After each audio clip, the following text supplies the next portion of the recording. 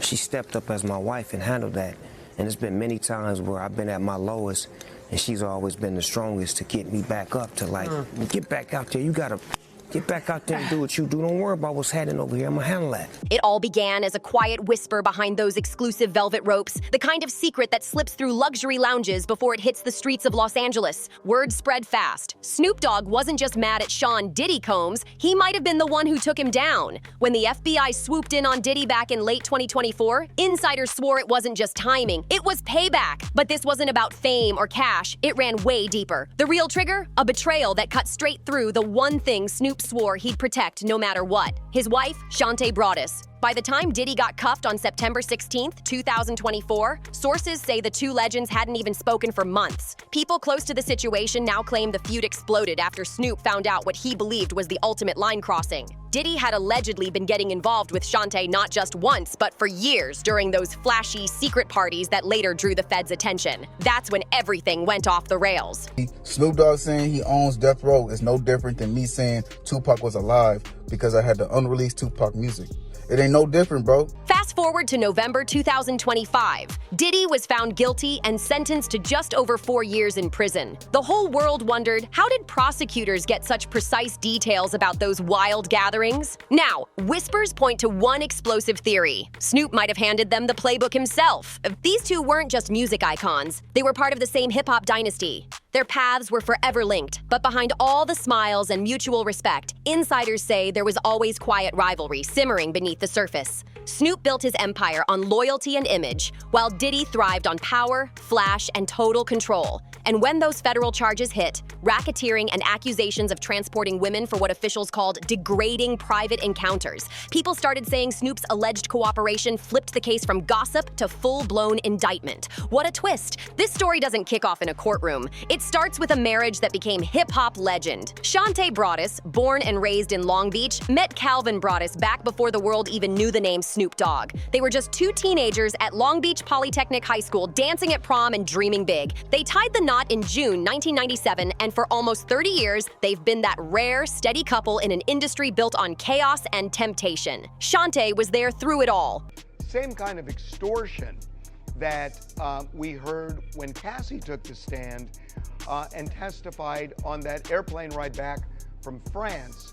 Diddy said, "You don't do a freak off, I'm going to release one of the freak off videos that you are profiled in and humiliate you." When Snoop went from freestyling on the block to running the rap game, when Death Row Records crumbled, and when he flipped his image from gangster rapper to family man and bossed-up entrepreneur. By 2021, Shante wasn't just his wife. She became his official manager, running everything from his herbal products and gaming ventures to his TV deals. Snoop even called her his final gut check. The one person he trusted before signing anything. That's why what came next hit him like a punch to the chest. Insiders say Snoop's world started cracking early in 2024, right after Suge Knight, still behind bars, started stirring things up from his prison podcast Collect Call. In February, Knight dropped a photo of Shante in Hawaii with another man and then wrote, "I'll pray your wife stop going to Hawaii with other men." That line sent social media into a frenzy. The post came right after Snoop had publicly written, "I'm praying for that brother, that he finds peace." Within hours, Knight's comments section exploded. Some thought it was just Suge trying to stay relevant from behind bars, but others swore he knew exactly what button to push. Behind closed doors, sources say Snoop changed. He wasn't his usual laid-back self. He grew quiet, locked in, and distant. Then, just weeks later, everything went wild. Federal agents stormed Diddy's Los Angeles and Miami homes as part of a massive probe into what prosecutors described as a pattern of coercion and exploitation. Cassie Ventura's earlier lawsuit had already cracked the door open, describing how Diddy ran those infamous private events, what the court called freak-offs, involving humiliation and control. By the time Diddy's 2025 trial came around, multiple witnesses confirmed that several major celebrities had been part of those secret nights. But one mystery kept the world guessing. How did investigators get their hands on all those names, videos, and financial receipts from Diddy's empire? That clue? It pointed straight to Snoop. He had shown up to Diddy's parties back in the day, but started pulling back after 2020 when tension between their crews started heating up. People close to Snoop always said one thing. He guarded his image like gold and protected Shantae's name like it was sacred. He'd been through his share of scandals before. That 2013 lawsuit that later got tossed out. All the influencer gossip and the non-stop social media chatter about alleged past affairs. But through every storm, Shantae stood by him. She was his calm in the chaos, his anchor when the world spun wild. By late 2023, Shantae was calling the shots in his business world, managing Snoop's bookings for NBC's The Voice and expanding their broadest collection empire. Your wife's been by you for your whole She's your high career. school Your high school sweetheart. She is. Never leave home without it. Yeah, that's right. But how has she kind of taken you on this journey? Tell us about her. I think my wife has been my best friend for a couple of reasons. One is that she always understood who I was and who I needed to become. So when whispers surfaced that another big name, a man Snoop once called a friend, might have crossed a personal line with her, one insider summed it up with a single word: unforgivable. The spark of retaliation can be traced back to early 2024, right after Suge Knight's Hawaii post blew up online and dragged Snoop's family into the spotlight again. On the surface, Snoop brushed it off with that calm post: "I'm praying for that brother to find peace." But people who really knew him said behind closed doors, he was furious. A few weeks later, word leaked that federal agents had reached out to a major player in the music industry for information about Diddy's inner circle. When Diddy finally got arrested in September, court documents mentioned an unnamed longtime West Coast artist turned entrepreneur. And for those who could read between the lines, there wasn't much guessing needed about who that could be. Still, this wasn't just about payback, it was about protection. The FBI probe had already touched dozens of A-listers, and the streets were buzzing that investigators had their hands on videos showing some very familiar faces from Diddy's private parties. So maybe, just maybe, Snoop's alleged cooperation wasn't revenge, it was survival, keeping his name and his family's out of the blast zone. Meanwhile, public sympathy started leaning toward Shantae. She'd held down the broadest empire for 27 years, loyal yet independent, always the quiet power behind Snoop's moves. In interviews, Snoop used to call her the good to my bad. But by early 2025, that perfect picture of unity began to crack. Fans noticed Shantae showing up solo at major events, posting cryptic captions about trust and truth. And it didn't take long before the rumor mill went wild again. Then, Suge Knight jumped back into the chaos through his podcast, dropping fresh hints that the lady of the house wasn't always home. That stirred everything up even more. And through it all, Snoop said nothing. His silence was louder than any statement. While Diddy's trial unfolded in New York, Snoop stayed low-key. No red carpets, no interviews, no comment. The only time he popped up publicly was at an NBC event in March 2025, where he refused to answer questions about the case. What nobody realized at that time was just how tangled up he really was. Prosecutors were already referencing third-party communications and verified witness accounts linking back to those infamous Diddy gatherings. What a storm brewing behind the scenes. Those mysterious communications, investigators said, came straight from a trusted veteran inside the music game. Someone who knew every door, every face, every secret. Insiders claim those leaked files were packed with venue maps, VIP guest lists, and time-stamped footage from wild events going back almost 10 years. Now, as Diddy serves out his 4-year sentence at MDC Brooklyn, whispers are spreading that Snoop might be quietly celebrating. Not out loud, not online, but in the discreet way powerful men do when the storm finally clears. But that victory might have come with a price heavier than anyone imagined. Beneath Diddy's downfall lies one haunting question. If Snoop's motive was really about protecting his wife, why are people saying he's got his own secrets to hide? Rumor has it, the same files that crushed Diddy's empire also contain names that the public hasn't seen yet.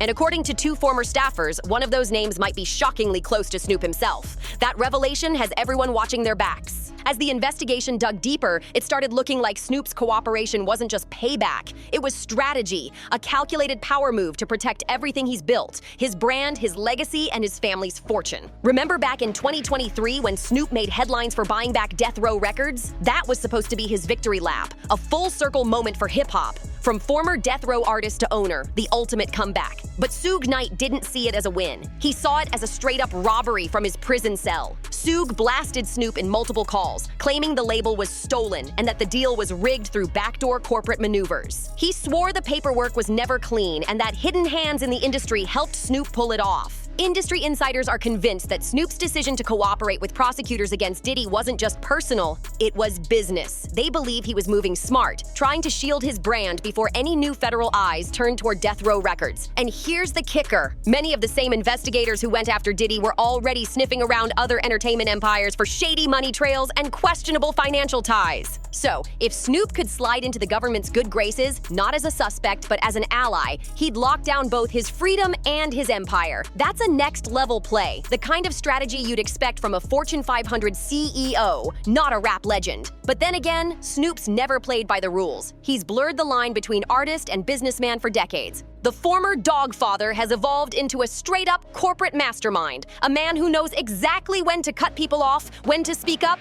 and when to stay silent. Every move now feels calculated, every connection precise. And standing right in the middle of it all, Shanti Broaddus. To the public, she looked like the loyal wife who got hit with betrayal from out of nowhere. But to those who've worked deep inside the Broaddus empire, the story runs way deeper. As Snoop's official manager since 2021, Shanti wasn't just in the background, she was running the board. Insiders say she masterminded some of Snoop's biggest business decisions, pushing for the Death Row acquisition, rejecting risky OnlyFans collaborations, and steering him toward TV, brand deals, and family-friendly endorsements. That's real power. When the first wave of Diddy allegations started bubbling up, sources claim Shanti didn't hesitate. She told Snoop to distance himself legally and morally from anything tied to Diddy's world. And now, that phrase, legally and morally, hits different. Did Shanti already see the storm coming? Was she protecting her husband from getting caught in Diddy's downfall? Or was she playing chess, setting up a strategic takedown that would permanently split Snoop's image from one of the most controversial figures in entertainment? Either way, it's clear this power couple wasn't just surviving the scandal, they might have been orchestrating their next big move from the shadows.